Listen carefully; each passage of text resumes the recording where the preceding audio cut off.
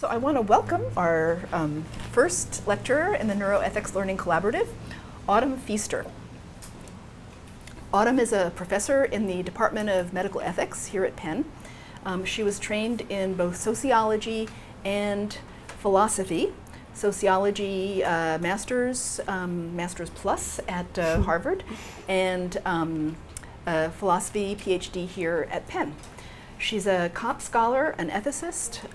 She joined the faculty in 2002 and has been running the bioethics master's program, which is one of the great success stories of Penn's growing list of master's degrees. And we're very lucky to have her to introduce us to philosophical and applied ethics today. Thank you, Autumn. So it is great to be here.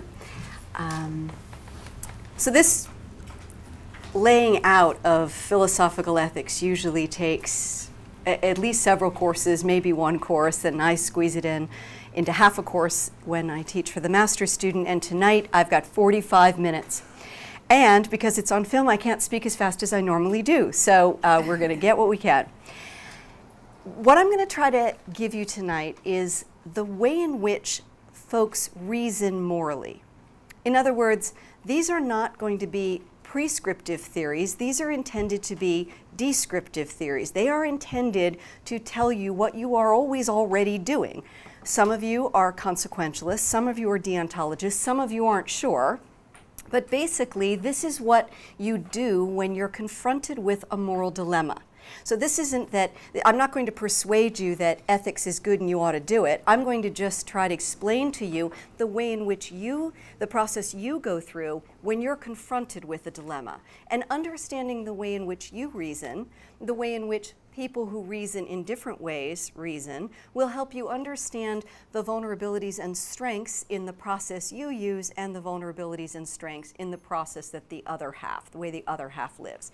Now you see on the screen that there are three things listed here: consequentialism, deontology, and virtue ethics. That's because some people, namely people who are virtue ethicists, of which there are about 5% in the philosophical community, think that virtue ethics is a separate thing, a third way. And when virtue ethics, which was articulated by Aristotle, when it was revived in the 1980s by Alistair MacIntyre, for about 10 years, moral philosophy considered MacIntyre's claim that there really was a third way. About 10 years, and then Aristotle died once again. And then it became the dominant view, the received view now, is that virtue ethics really is a piece of deontology, and it informs deontology and makes deontology richer and more nuanced. As you'll see when we go through this, deontology can, and that's the position I take, I'm a deontologist, but deontology can appear a little out of touch, a little rigid, a little wooden, and virtue theory's incorporation into deontology made it more human, made it more on the ground. And so I will talk about virtue ethics, and I will articulate it in a way that you might be able to see how it could have been thought to be a third way, but I'm going to take the position it's actually the second way. These are not hierarchized. When I teach this to students and they need to then recognize who they are, it turns out about half and half. So you'll find that it's not that one framework or another dominates in any particular field or among any particular population. It's fairly evenly distributed. So with that, we're going to start with consequentialism. So the first move in either framework is to figure out how you decide right and wrong. And so I've called it the value of an action. And what I mean by that is its rightness or wrongness, its correctness, its moral permissibility. And that decision, how you get to the answer, is going to be what separates the two frameworks. In consequentialism, right and wrong is decided by the consequences of the action. So let's say that you could choose an action A or B. When you're thinking about whether action A or B is morally right, which one is best, you're going to look at the consequences and you're going to try to decide overall where will you get the greatest benefit or have the greatest outcome? Where will you have the maximization of the most welfare or happiness for the most number of people? And I'm going to give a slide that articulates that a little bit deeper in a second. But that's what you're trying to do. Decide the answer, ought I to do this or that? Look at the consequences to make that decision. Let's go to the next slide. Consequentialism is what you might call a maximizing strategy. It is trying to get the greatest amount of benefit for the greatest number. It is not enough that an outcome would be good. You might actually have two outcomes that would both be good. You might think of two outcomes as not being bad, the absence of being bad. But that won't be actually the decision procedure in consequentialism. You'll be looking for the best possible outcome. Of two choices where you'll both have good outcomes, you're looking for what will serve the greatest happiness or welfare or utility for the greatest number. That's going to set up for consequentialism a very high bar, a very high standard of action. In a minute, I'll show you I'll tell you now, the two bioethicists that are famously known for being consequentialists are Art Caplan here at Penn and Peter Singer, even more famously. What's interesting about Peter Singer is that some of the positions that he takes make him seem almost a little bit rogue, almost a little bit suspect ethically, because he's famous for saying things like, if you have an individual with a whole host of disabilities, that the expense that we're going through to support that individual's life may on balance not be worth it. He's famous for talking about quadriplegics, for example. That might give you the idea that consequentialism is a little bit sketchy when it comes to upholding high moral standards. It couldn't be further from the case. Consequentialism is a very demanding theory because the obligation to be maximizing the benefit for humanity, and actually it extends beyond humanity, by your decisions is actually a very high bar indeed. And we'll see that in a second. Of course, the rub is that there will be no action that's wrong in principle. And anytime you hear anyone say, I won't do that because in principle, that is incorrect, then you know you're not talking to a consequentialist. At least you're not talking to an act consequentialist. There are two types of consequentialism. One that's relevant in this distinction we're making tonight, and one that isn't. The one that is relevant is called act consequentialism. Act consequentialism means that it's the very action, the act that we're thinking about, where we're going to judge the consequences. And that's in contrast to what is probably a more widespread usage of consequentialism, and that would be rule consequentialism. But rule consequentialism, when you get down to it, looks a whole lot like deontology, because basically the strategy of rule consequentialism is that you follow a whole set of rules that you think by following them you will get the greatest happiness for the greatest number. But deontology looks a lot like that too, so we'll save rule consequentialism when we talk about deontology. What we're talking about tonight is act consequentialism, judging your individual discrete actions. Ought I to cheat on my husband tonight? Ought we to remove a ventilator from a certain person? Ought the pharmaceutical industry do drug development in developing nations? Those kind of questions, we're trying to judge those particular actions based on whether the overall outcome will produce the greatest happiness for the greatest number. So then, there is nothing that is wrong in and of itself. This is the ends justify the means theory. So as long as the goal, the outcome, the consequence is good enough, really just about any means will do. Now, it's not going to actually turn out most of the time that these drastic means need to be taken to further our good ends, and we'll see that in a second. But for the point I'm making right now, I'm simply trying to lay out the consequentialist view that nothing is wrong in itself, like torture or slavery or the killing of animals for fun or anything else. It would just depend on whether the situation warranted it, whether you would get good enough consequences by doing something that in general you would avoid doing, because in general the consequences wouldn't be good. So think about how lying, if we all did it all the time, would create a world we wouldn't want to be in.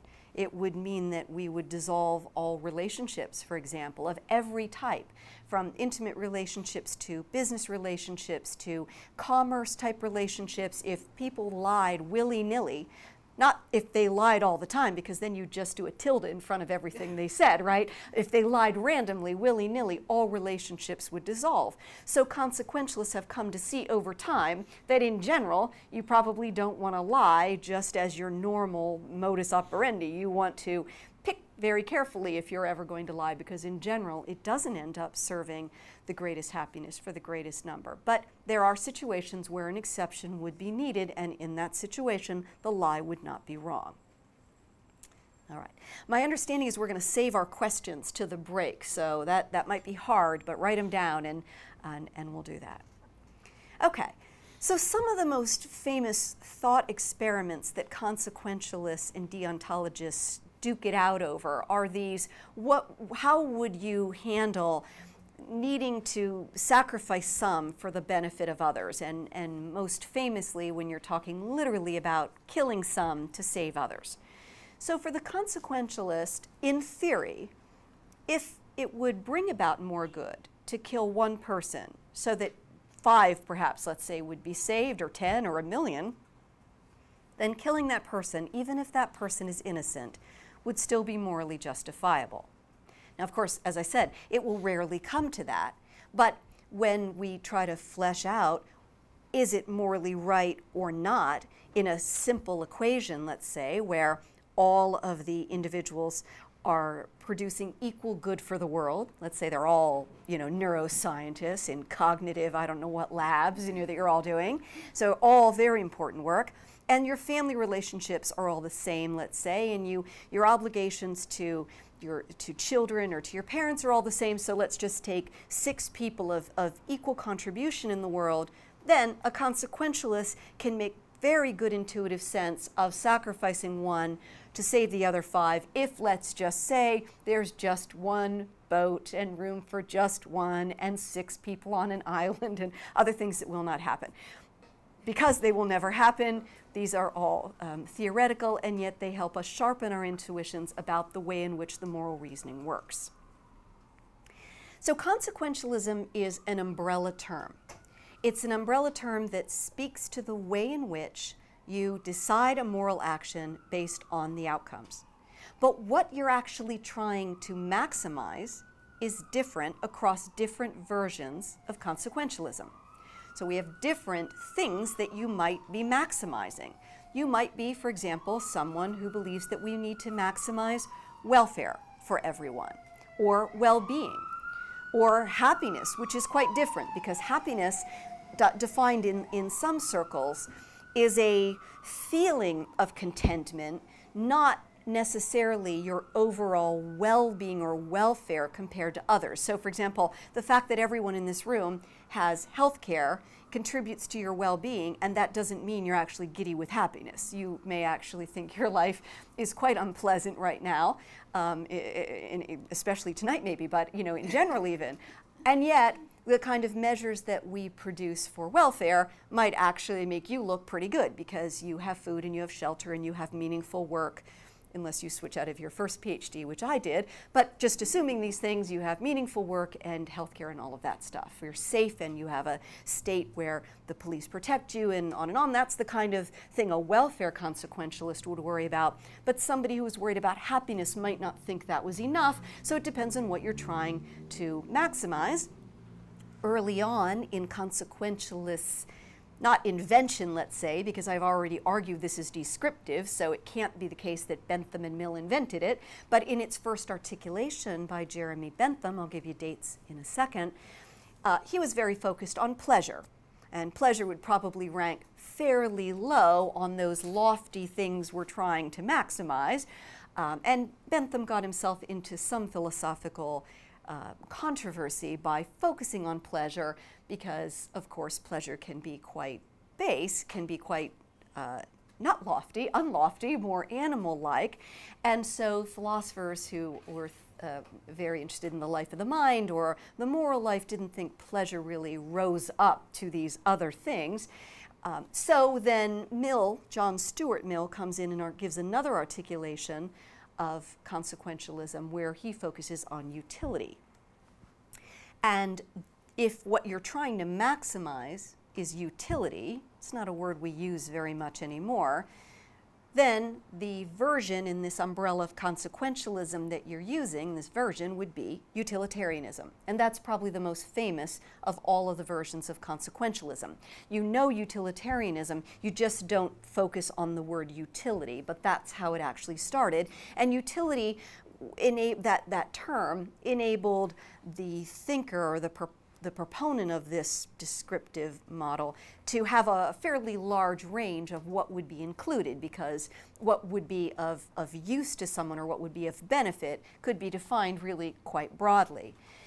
So the first two articulators of utilitarianism were Jeremy Bentham. He focused a little bit more on pleasure, but he still called it utilitarianism. And then John Stuart Mill, who's 50 years older or so than Bentham, comes in also talking about utilitarianism. In fact, his book is called Utilitarianism, but he uses the word happiness more than utility.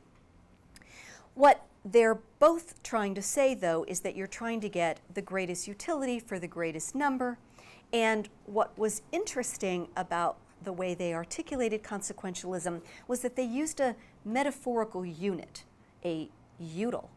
And we might be able to talk then about utils of satisfaction or utils of happiness. And it's a metaphor. It's not thought, in the most charitable interpretation, it's not actually quantifiable except metaphorically, and yet it's helpful. And I'm giving just a little bit more detail about utilitarianism because when we get to a modern day thinker like Peter Singer, who wants us to expand the range of what counts beyond just human beings and their interest to animals and their interest, he talks quite a bit about the kind of units or quantities of interest or preference that make an entity, a living entity, matter.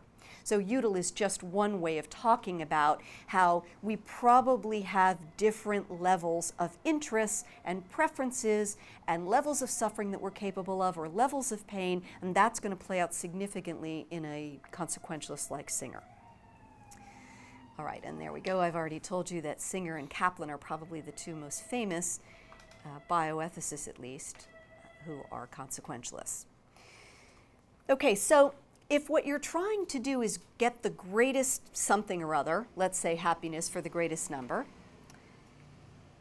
then what will get to count in that equation will be any entity that can experience whatever is in commerce in the equation. So if it's interest or pleasure or suffering or pain, surely animals have to be included, because there aren't a lot of people left who think animals don't feel anything. So they have to have some way of coming into the equation if that's the way that you think about it, what you think you're maximizing. Whereas if you think you're maximizing welfare, then animals probably don't figure in quite so much. There might be a kind of talk about welfare that is related to animals, but it will come down probably to a kind of species thriving or pain or suffering, and really what these welfare thinkers are thinking about is more like meaningful work or good relations. At any rate, when you think about the consequentialist calculus in any particular case, you're trying to make an on-balance decision about what the impact will be, and you're going to decide, you're going to assign different values of mattering to different participants in the equation. So let's say, for example, you've got two individuals, let's say two children, and again, in one of these philosophical thought experiments that, thank goodness will never come to pass, but you can only save one of them. We love that move. So you think about a child whose future work will cure cancer and a child who will become a serial killer, and on balance, should they both count equally in the equation? Well, surely not. Of course, the problem is, how do you actually know? Because at this point, they're a child. Yes, these are some of the rubs for consequentialism, because consequentialism is plagued. Every framework has vulnerabilities, but consequentialism consequentialism is plagued by the concern of where do you draw the boundaries in terms of scope and participants and timeline and future projections and other probabilities which figure in quite significantly when you're trying to think about outcomes, yes. But it does mean that we don't all count the same. And I'll give you a little example. I was just in Japan with Art Kaplan at a global initiative, and a speaker was talking about who do you save, a 25-year-old mother or her fetus if you can't save both. And this thinker was talking about how you surely save the mother and was giving a very long story about why you do. And then Art Kaplan raised his hand and said, but if this child were going to cure cancer and the mother had great struggles and wasn't able to produce for the society and wasn't going to be able to take care of this child, and you build in some horrible story that makes her not a contributor to the cure of cancer, then you would actually say the child. Of course, it also points to the question of how would you actually know enough to make that decision at the time, but we'll leave that. I'm bringing up here the what I've called the famous thought experiment of the lifeboat, and I've alluded to these kind of experiments several times already. But this one is fairly, you can put different participants in, but this is fairly standard fare to flesh out the intuition of consequentialism. But just let's look at these 6 entities that I have set are on the island for the 4 spots in the lifeboat. The rescue dog, so an intelligent dog who's actually doing good in the world for the human community, not just intelligent in and of itself, and also a healthy dog who's enjoying his or her life. A 90-year-old man with severe dementia. Let's use Alzheimer's. It is fatal, and by the time you have severe dementia, it is not going to be turned around. This is the crowd that would know that better than anyone. Let's say you have a healthy 1-year-old child, so you have all those future lives in addition to the physical and mental well-being. Then you've got your classic chimpanzee. The non-human primates always give all of the animal ethicists the willies because of so many interests and preference and maybe even culture. Maybe we can go that far. The 40-year-old scientist, clearly contributing to the human good and in his or her prime. The 35-year-old woman with Down syndrome, a clear disability, different variations of that, of the way in which that's expressed in one's life, some more severe than others, but there you go, and what do you do? Now, a deontologist is going to immediately get rid of the dog and the monkey, the chimpanzee. That's just a no-brainer, and we'll get to why consequentialists completely bristle at that, and deontologists do have an Achilles heel there. For the consequentialists, there's real wrestling that goes on. As we know that the chimpanzee has just a whole lot more going on than the 90-year-old man with severe dementia, by any measure at all.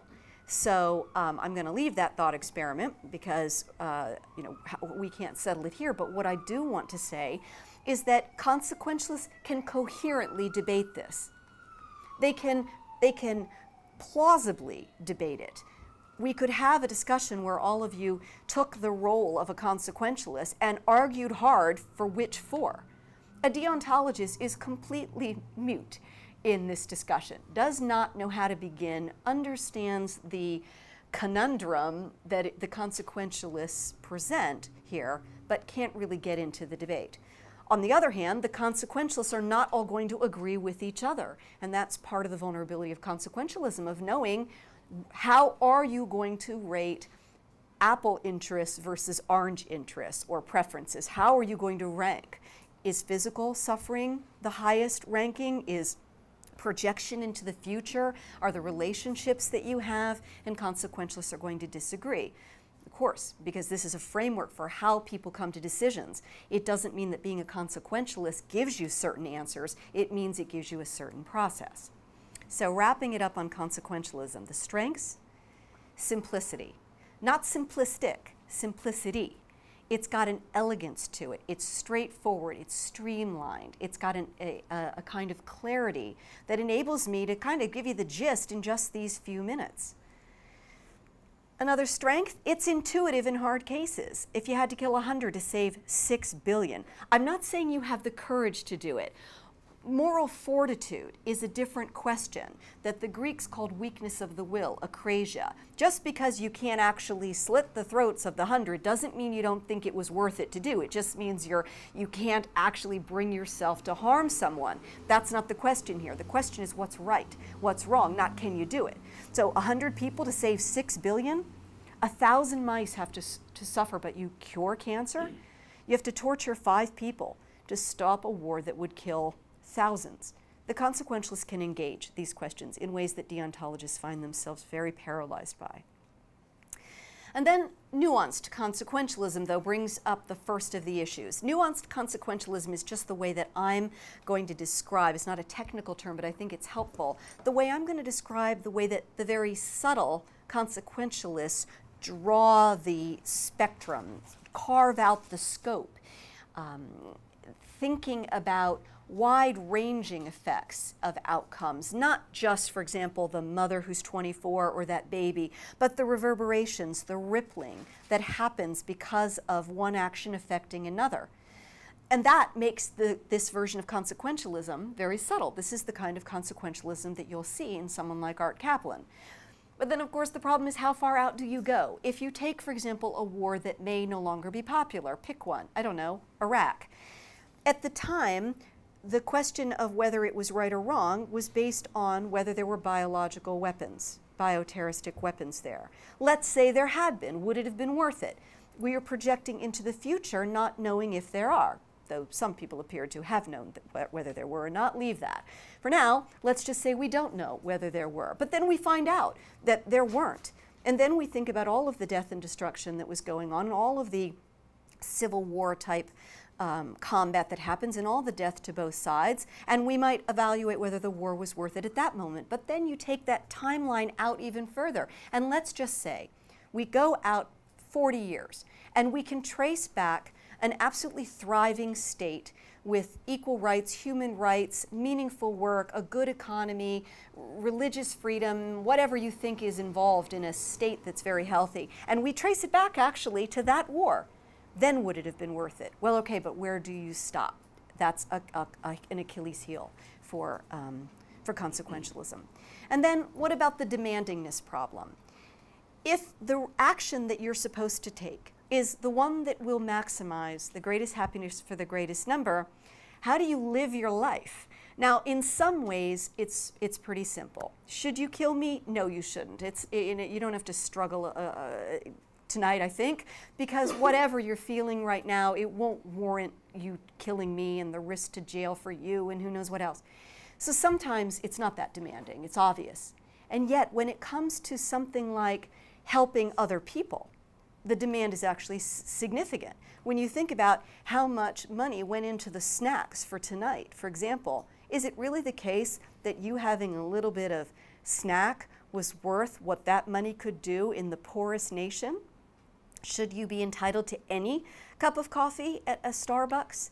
When you think about how much the no calf, latte, grande, whatever is, and you think about that multiplied over many days, the demandingness in consequential is quite significant. And finally, the problem in consequentialism is that really nothing is off limits. Not torture, assassination, killing of innocents, betrayal, nothing's off the table. Everything is always on the table.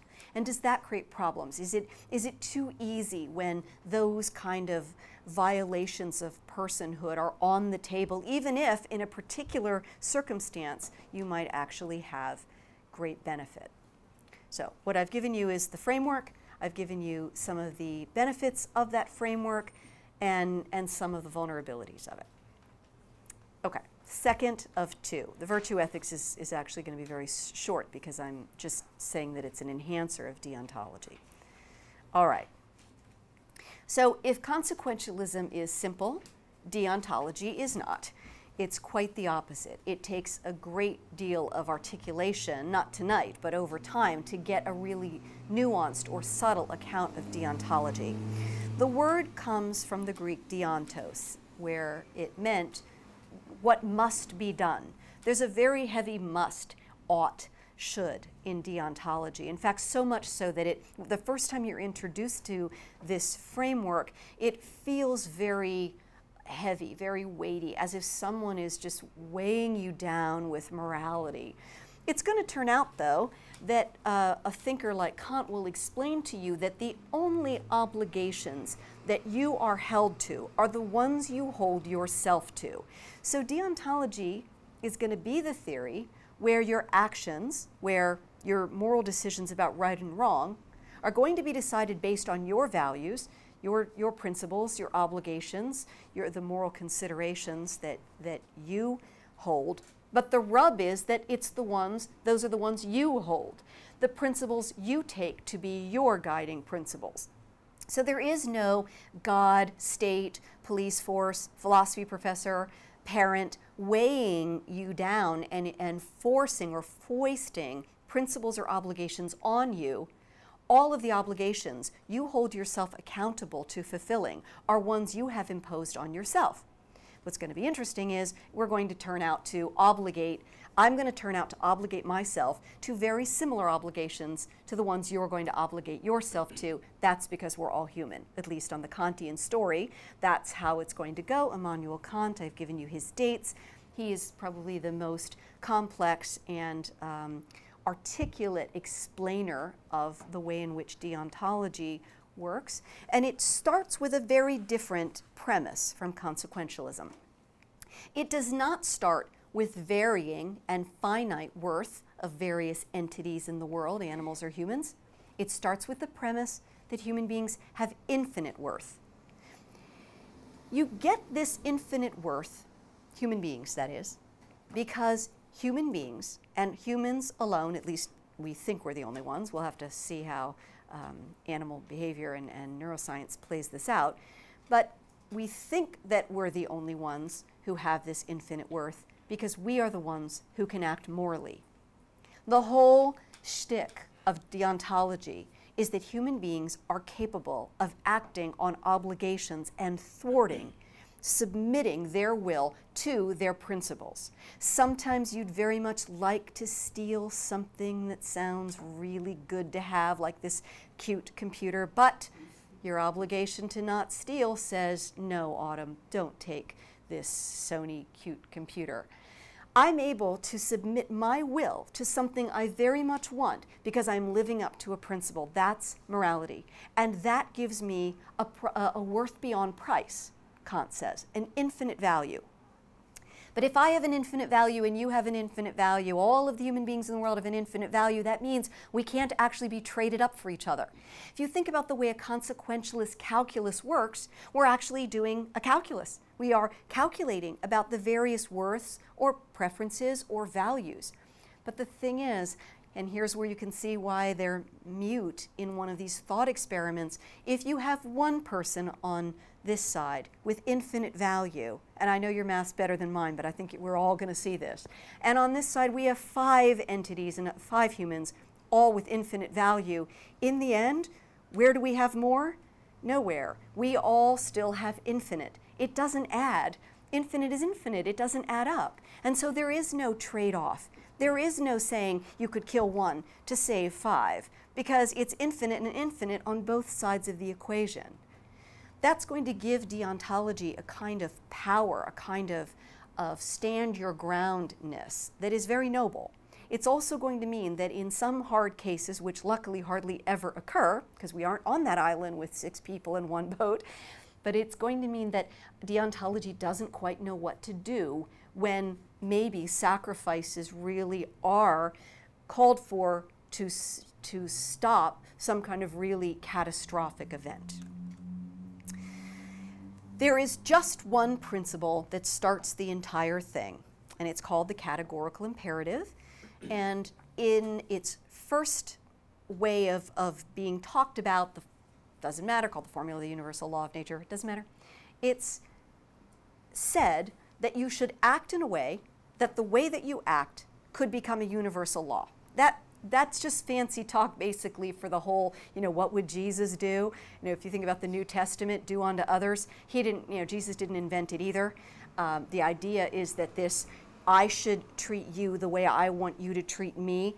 This is everywhere, this idea that I think you owe me what I think I owe you. There's many ways of putting this. That's what this phrasing, act in a way that your action could become a universal law. It means that when I exemplify an action, like I don't lie, or I don't betray you, what I am doing with that action, if it is morally right, is saying you could all act that same way, and that would be the moral good. A lot of complexities we're not going to talk about, but basically deontology comes down to a whole bunch of thou shalts and thou shalt nots. I'm going to give you just a handful, the kind that you see in most societies, or I'm going to be bolder than that. I'm going to say that there are versions, at least, of all of these principles at all times in all places, though the relativism or the moral difference is going to be in the way that they get applied and the scope of who gets counted. Nevertheless, deontologists believe this is human. It's not a particular to the U.S. in the 21st century, in the upper middle class, in the highly educated. It's a universal. And so the kind of prohibitions are going to be about killing. Killing of whom, though? I mean, that's going to be the rub. Mostly, though, you can get it to the killing of innocents. Then we'd have to question, well, what's an innocent? Good. We're not going to do any of that tonight. But prohibitions like being wrong to kill, to steal, to lie, to cheat, to torture, to betray. I've just given you a handful of the shalt nots. I use that language because I'm trying to tap into traditions that are not the Kant Enlightenment tradition. So, that's why I reach to the Judeo-Christian, but you don't have to be limited to that. In fact, if deontology weren't right, says the deontologist, you couldn't read writings in Hinduism or in Buddhism or in any of the Native American religions and actually make any sense of it. You would think it was Martian language, not foreign language, but Martian behavior, and yet you don't. You read those great texts and you find wisdom in it. Why? Deontologists think they can explain it because there is a core, and that core is I'm listing some of the elements in it. But the thou shalts would be duties to help others, to respect oneself, to respect others. Kant says that we have an obligation to develop our talents. I think that that's a principle that can be defended. And then I'm giving you here a little bit of a preview of what virtue theory, what an Aristotelian account would add to what we are and what we ought to be, like being just, kind, generous, tenacious, courageous, empathic, reliable, compassionate. These are also qualities or character traits that we think are required for living the good life, the good moral life. And actually the life of satisfaction as well. All right, I've already said that deontology thinks of these principles as universals, and what you're trying to do when you're confronted with a choice is to say whether this choice conforms to a duty or obligation or does it not. I would like to cheat on my husband tonight. Does that conform to the promise to be faithful? No, it does not. Then it would not be an action that would be morally correct. Or if I gave you, let's see, I wanted to give an obligation too. If I remain very wooden and heartless in the face of the Haiti crisis, even though I have surplus money.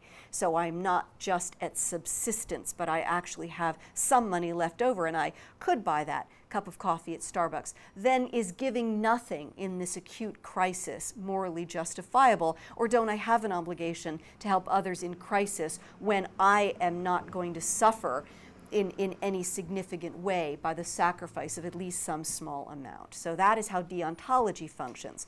Now remember, with consequentialism, you're struggling even a little bit harder. I mean, yeah, you're giving up that cup of coffee. What about that extra shirt? How many shirts do you actually need? Do you have to have a car? Could you walk? I mean, deontology cuts the conversation off pretty fast, because as long as I can check the box, help others, then I feel quite good and pat myself on the back, whereas the consequentialists are often a little bit anguished about how far they ought to go. On the other hand, there are actions that are just off the table, in principle. no slavery, no killing of innocents, no betraying a friend, even if, on balance, the consequences would be quite good indeed. Think about, for example, someone betrays me and says that I have committed a crime that I have not committed, and I get the death penalty and I'm on death row.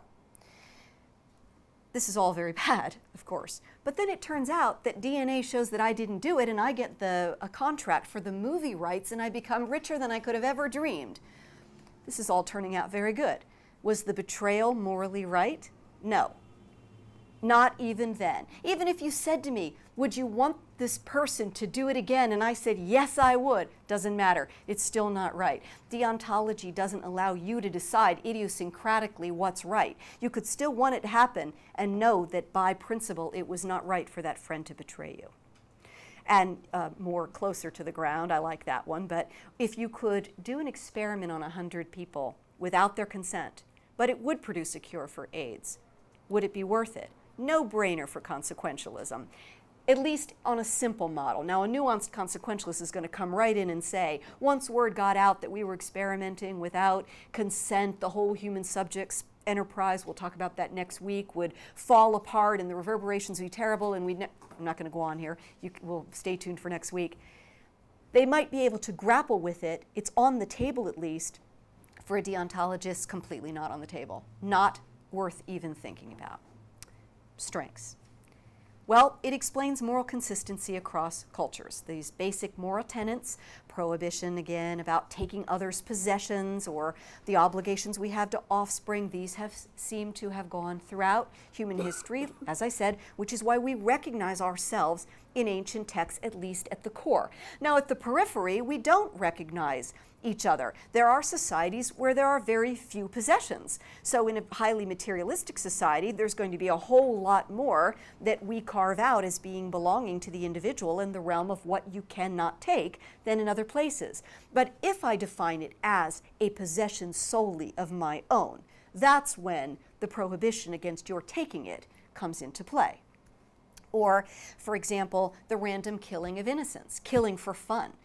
People don't kill for fun unless they have some extraordinary situation of mental health or psychological assault or something like that. Cultures don't sanction the killing willy-nilly of innocents. But what's innocent? If you are of a view that if you are by blood related to someone who has harmed me significantly, you're not innocent.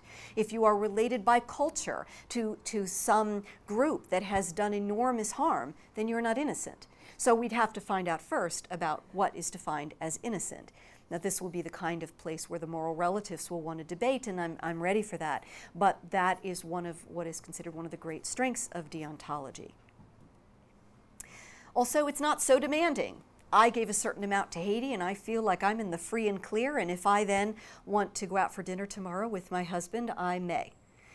It's a fairly low bar. Where the bar is, there's not a lot of wiggle room. You have to adhere to the bar. So you can't go lower than the bar, whereas in consequentialism, sometimes you can betray one of these principles that we tend to think in the deontological worlds are principles not to be violated. On the other hand, the standard for behavior is really quite high. But if you think about deontological principles and what kind of things we're obligated to do, I ask you how many times you were challenged today about not killing. How many times did you have to resist killing? How many times did you have to resist stealing or betraying a friend or torturing animals? Probably didn't occur at all today. You were not challenged. You were not tested. God, I'd like to kill her, but I'm going to hold myself back. No, most of the time we live in a way that we're very much unchallenged deontologically. So in that way, it does not have the demandingness problem. And a strength is that it's unyielding in tough cases. It stands its ground. We will not torture. On the other hand, one of its vulnerabilities is that it is unyielding in tough cases. We stand our ground. And then what? You will not kill one for 6 billion? Really?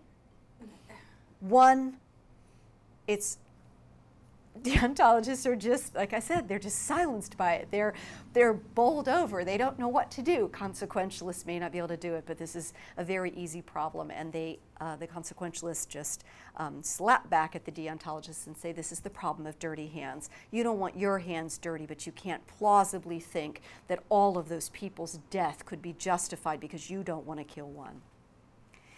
And then deontology has the animal problem. Because only human beings have infinite worth, what do you do with those suffering creatures? The smart ones like the whales, the charismatic mammals, what are you going to do with the non-human primates?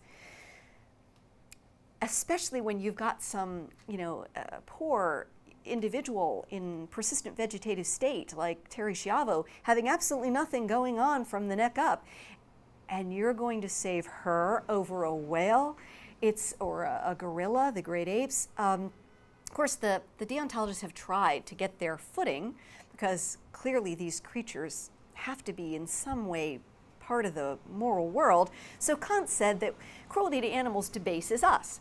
And surely he's got a point. On the other hand, really, is that the only reason you should not light an animal on fire because it degrades me?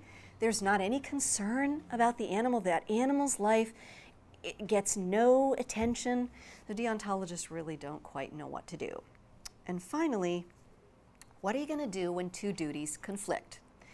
Because our moral lives are actually quite complex.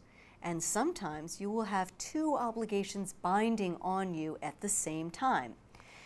The Nazi at the door is the classic one for the late 20th century, but Kant lived 200 years before there were any Nazis, and he invented this thought experiment. He just didn't, we like the Nazis for these kind of philosophical thought experiments, but he had the corrupt police and the innocent person in the house. And ding dong, the person comes to the door, and what do? Do you adhere to the prohibition against lying, or do you adhere to the prohibition to protect innocent life? What do you do? Now, maybe our experience with the Nazis and the Holocaust has taught us that if you have the moral courage, you lie. Because whether you can do it or not, it seems fairly much a no-brainer, I would imagine, to the people in the room, even the deontologists. And yet Kant twisted himself into a pretzel in the late 1700s, arguing that you should not lie. Take my class for the explanation. And it wasn't about religion at all. I mean, he was very happy to be at a Lutheran just like he was. But we can explain in the Q&A why he chose you shouldn't lie. But those are duties that conflict. What do you do? Another very famous one, what if you were the only person who could lead your country in a battle that was threatening your very existence as a state? As a political entity. You were the general, like in The Gladiator. But on the other hand, you're actually the only child of your ailing mother. And we're at a time, we have to, wind the clock back for either parts of this, but there is no one who could take care of her, and she will starve to death if you don't say, I can't come when I'm called up. Let's say it's not conscription, it's actually a volunteer situation. Do you allow your mother to die, or do you go and do you say no and allow your country to have this kind of assault? These are the famous thought experiments, but in your own life, you are tested at times with not knowing which duty ought to come first. And this is a tremendous conundrum for the deontologists, because it's not like there's an inherent order handed to us about what ought to come first, otherwise we wouldn't have the dilemma.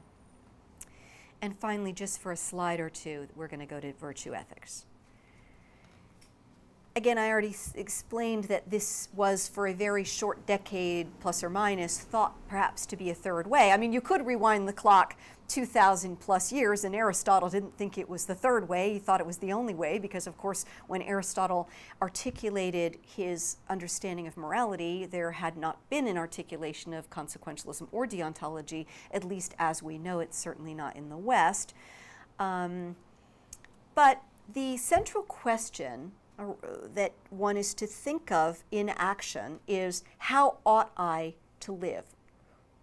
And the answer to that question is, I ought to live virtuously, because when I live virtuously, I flourish. And the question then for any individual action would be, what is the virtuous act? And quite eloquently, Aristotle says, well, it's not helpfully though, it's the right act at the right time for the right reason. Thanks, Aristotle, but it's not that much help to understand this. But what he wanted to convey is that the action that's appropriate in a particular situation may not be the act that's appropriate in another. That's where people sometimes think, oh, well, it's got a little consequentialist flavor to it. It does not. It is not about maximizing. It is not about creating the greatest consequences for the greatest number. It is about trying to find the act that exemplifies virtue in any particular context. What you're trying to do, cultivate the virtues, try to get rid of the vices. I bring up the slide that I showed with deontology because I had added the virtues, some of them, just although there's so many of them, there's probably hundreds. And English wasn't the language in which this theory was articulated in. Obviously, it was Greek, so we're at a little loss sometimes we have a little bit of a vacuous or not a full language to talk about some of the virtues, but that's not a fault of virtue theory, it's just the limitations of our language. But I've given you a list: just, kind, empathic, reliable, and then I've given you some vices: cowardice, intemperance, light-mindedness, cruelty, you can read it, self-centeredness, selfishness, insensitivity. All of that is very important because surely, and in the deontological hands, you see that the deontologists just take it and spin it into an obligation. Oh yes, we should be just, we should avoid intemperance, we should be honest, and on and on. And they simply make it an obligation. The reason that it didn't stand as a third way, or there are still virtue theorists, but it didn't stand the test of time in the larger, as an explanatory model in the larger field of moral philosophy, is because it seems a little weak when you're talking about murdering someone to say that it's not just. It seems a little bit not powerful enough to simply say that your behavior is light-minded or shallow or inconsiderate when someone has been tortured. It seems like there's something about the other, that we have an obligation to the other that virtue language may not capture. But in tandem, in cooperation with the other deontological principles, it actually is very enhancing. And it makes deontology come into the 20th or 21st century, whereas in Kant's hands it seemed so wooden and so removed that the stereotype of Kant really comes into play. You think of the image of him never leaving Königsberg, never marrying, never having children, never really having any real world struggles, you know, except he took his walk around the palace gardens, whatever. It seems like he's missing a little bit of the stuff of real context. Virtue theory comes in to make us see more about the way that we have interpersonal obligations, and obligations actually to ourselves in the way that we are to develop our own talents and abilities. Tenacity, for example, is necessary if you're going to live up to the infinite value you hold. Because unless you're going to just flip channels all day or search for four-leaf clovers, two things philosophers love to refer to when you're not trying to develop yourself, you are going to need virtues like tenacity and a kind of self-regardingness to be able to come into your own, to really show that you value the entity you inhabit. So there we go. That is the story in a nutshell of the two main frameworks and the way in which the third really is an enhancer of the second.